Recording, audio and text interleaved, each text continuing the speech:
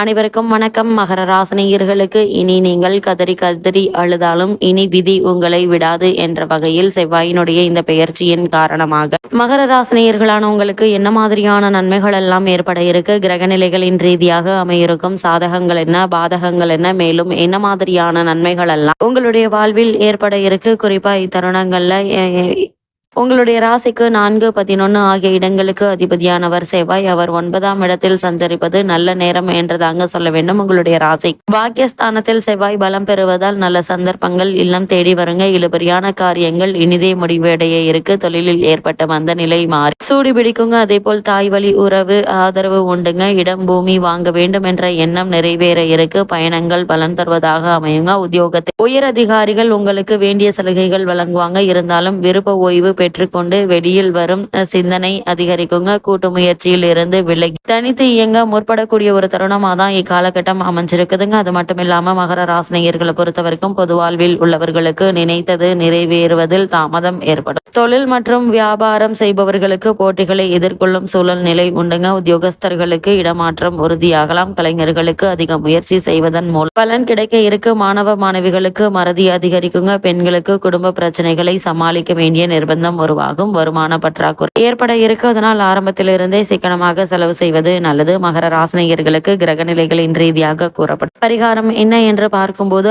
ஆதித்ய பிரபு வழிபாடு ஆனந்தம் வழங்கும் வழிபாடாக அமைகிறது.